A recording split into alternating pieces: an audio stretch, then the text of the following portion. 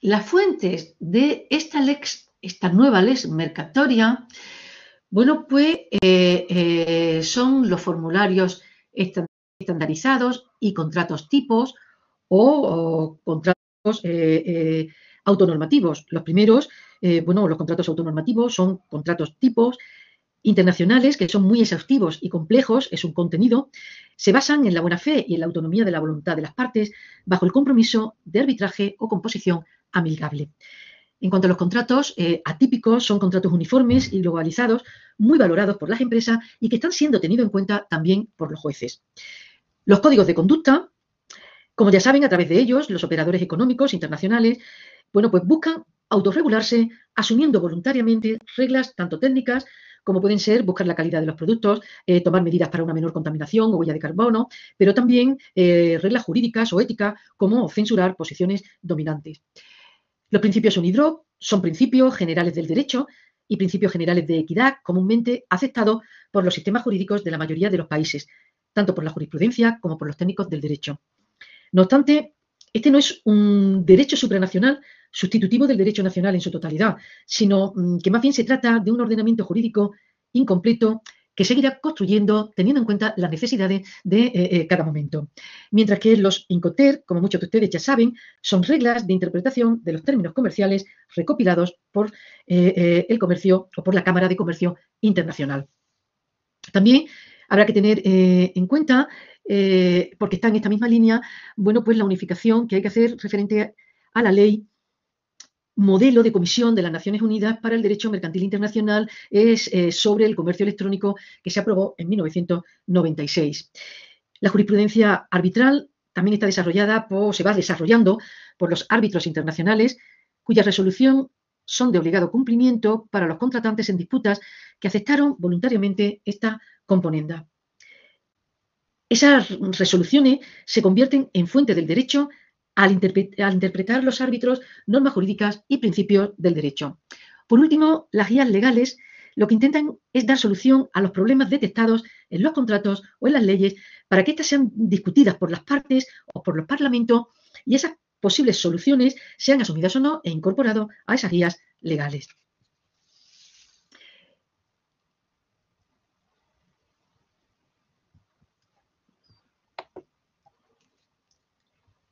En cuanto a la contratación electrónica, tenemos que decir que junto al nacimiento de las nuevas formas contractuales, como han sido los contratos atípicos, como por ejemplo los contratos atípicos que hemos visto, o a los cambios experimentados por el principio de la autonomía de la voluntad a través de los contratos de condiciones generales de la contratación, que también hemos visto, hay otro factor de cambio a lo que sumar a los anteriores y es la informática.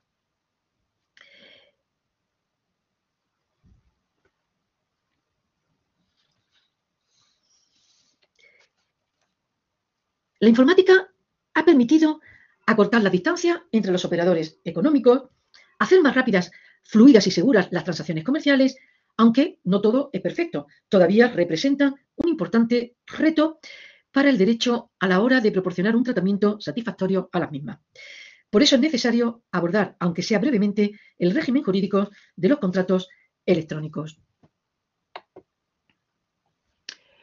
Los contratos electrónicos vienen regulados en el título cuarto, artículo 23 y siguiente de la Ley 34/2002 de 11 de julio de Servicios de la Sociedad de la Información y del Comercio Electrónico.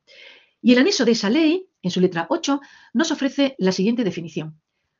Todo contrato en el que la oferta y la aceptación se transmiten por medio de equipos electrónicos de tratamiento y almacenamiento de datos conectados a una red de telecomunicación tiene que ser considerado como un contrato electrónico.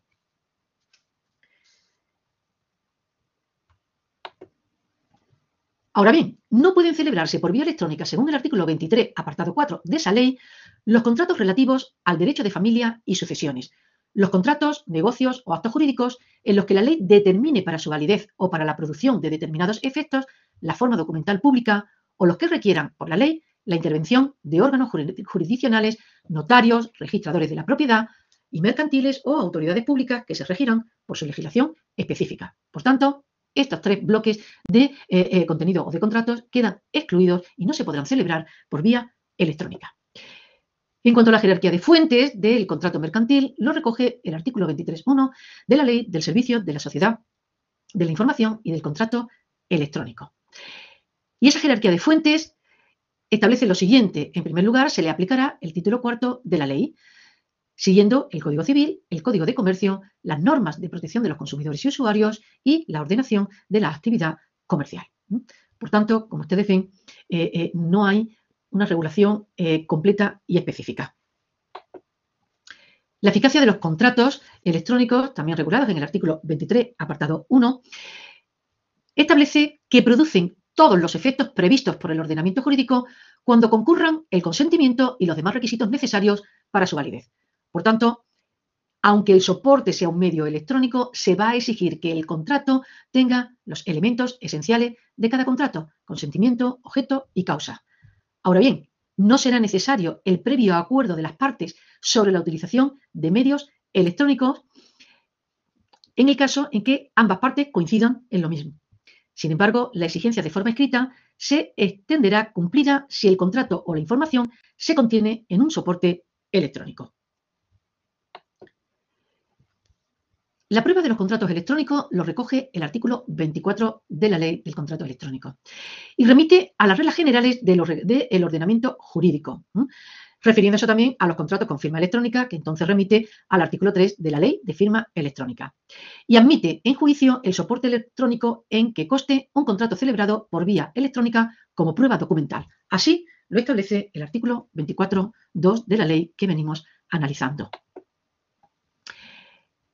La ley también exige que haya información en la celebración del contrato previa a la celebración y posteriormente a la celebración.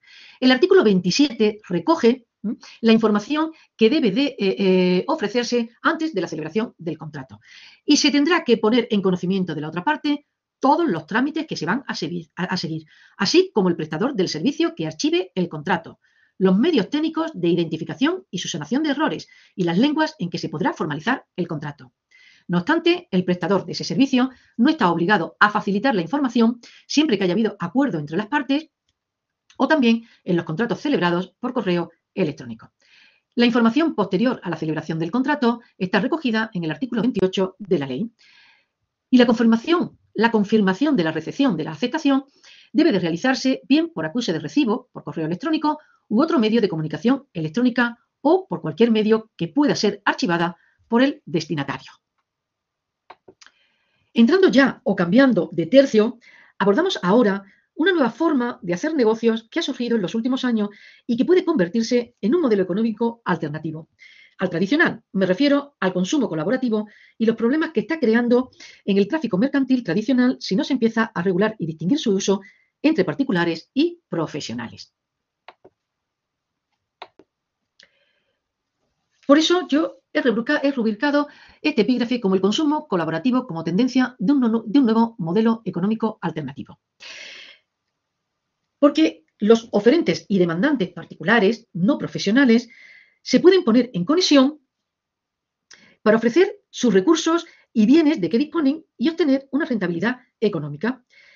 Esto está siendo posible gracias al desarrollo tecnológico actual que está creando una serie de plataformas de intermediación, que está siendo una alternativa al modelo económico tradicional y ello está creando tensiones y necesita de reglamentación.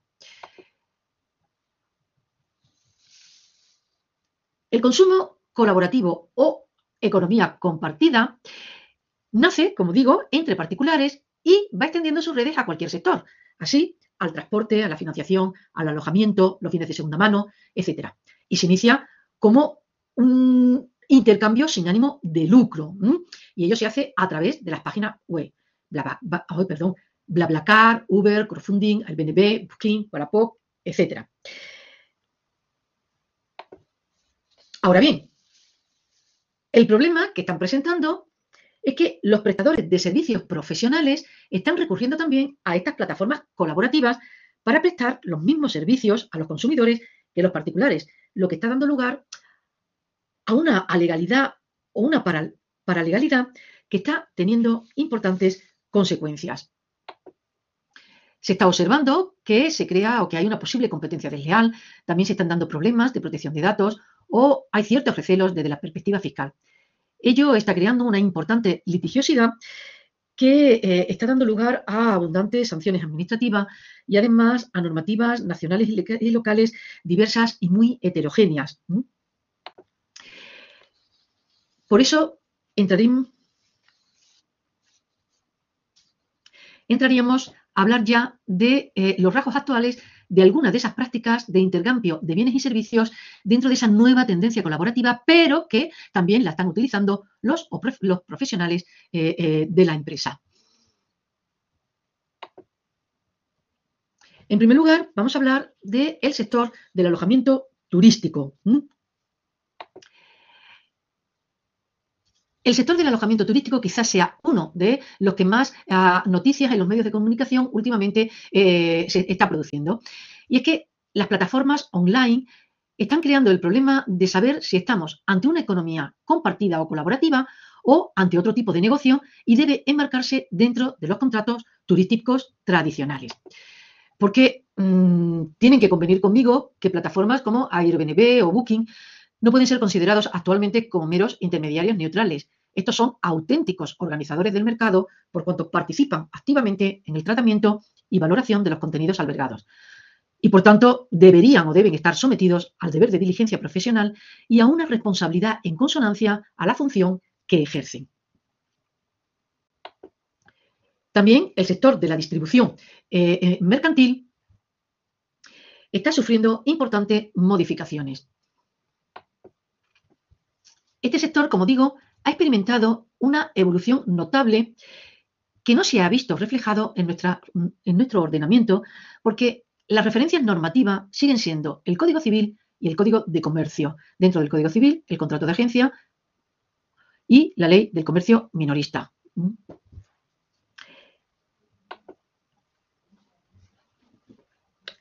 Y por tanto, y no obstante, a pesar de esa regulación insuficiente, las modalidades contractuales que han ido evolucionando hacia nuevas formas, como la organización de mercados privados y espacios comerciales comunes, agrupa diversos tipos de comerciantes especializados, como bancos, restaurantes, salas de belleza, comercios o los mercados cuyos puestos comerciales se especializan en carne, pescado, verduras e incluso exhibiciones culinarias. También en la realización de subastas electrónicas, en este caso, subastas privadas que permiten al oferente mostrar un bien a múltiples compradores a la vez en distintos puntos geográficos del mundo y a los demandantes pujar por el bien, pudiéndose conseguir los valores máximos a los que el mercado está dispuesto a llegar. Otra modalidad contractual de la distribución está en la venta multinivel, que generan ingresos a través de las ventas directas y de la creación de redes de asociados que se convierten a su vez en distribuidores, como por ejemplo Avon, los Tupperware, Electrolux, etc. A veces, y eso sí es peligroso, se convierten en ventas piramidales, que estas sí que están prohibidas. Como muchos de ustedes conocerán, las ventas piramidales se explican como una pirámide invertida, en el que para que los de abajo vayan recibiendo sus beneficios, tienen que traer al negocio a 1, a 2, 2, a 4, 4, a 8, 8, a 10, etc. Porque si no, desde luego, no se sostiene ese negocio. También la regulación del régimen de franquicia, que como hemos avanzado es un contrato atípico pero nominado que se celebra entre dos empresarios independientes que da derecho al franquiciado a explotar la idea de negocio del franquiciador a cambio de un precio, como tendrán ustedes ocasión de estudiar más detenidamente en Gran Grupo. También algunos modelos de concesión van evolucionando de forma distinta. Esto es una fórmula para organizar la red comercial del fabricante o distribuidor a menor coste. Todas estas variaciones de distribución de productos, bueno, pues se van modificando y necesitan de una regulación específica, como decía al principio. ¿Por qué? Pues porque va creando un problema al haber una simetría de negociación entre el poder de negociar de las pequeñas empresas y las grandes cadenas de distribución que pueden imponer sus condiciones generales.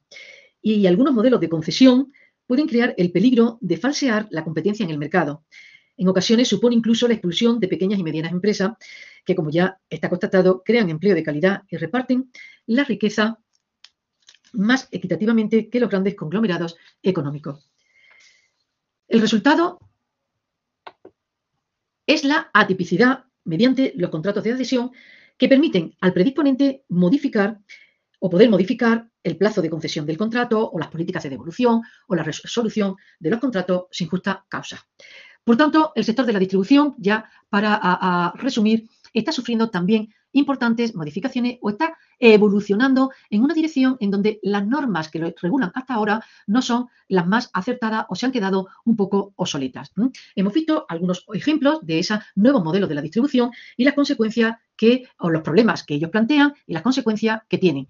Esos nuevos modelos de distribuir se regulan a través de la tipicidad mediante contratos de adhesión que puede el predisponente, bueno, pues modificar, como vemos, algunas partes de esas condiciones de la contratación.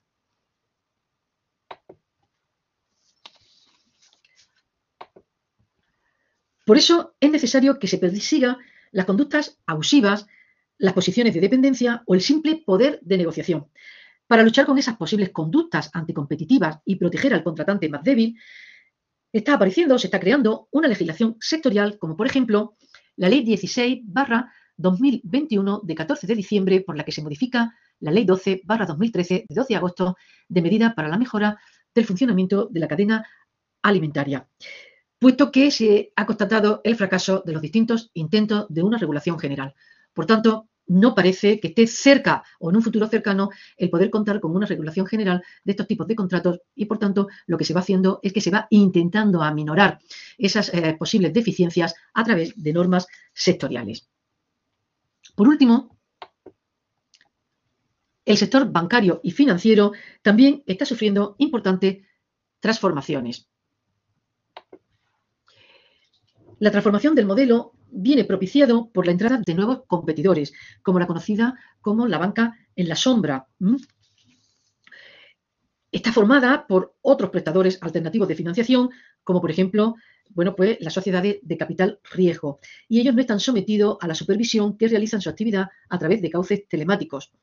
También las plataformas de financiación o participaciones crowdfunding, que consiste en obtener fondos en línea para financiar proyectos con las aportaciones de numerosos inversiones. La revolución digital ha dado entrada a la banca online y la ha convertido en un campo donde se disputa la captación de clientela entre los nuevos y viejos operadores del crédito, siendo menos competitivos los bancos que se mantienen en la ortodoxia de su negocio tradicional, es decir, la captación de depósitos y la concesión de créditos, sobre todo en periodos temporales de bajos tipos de interés.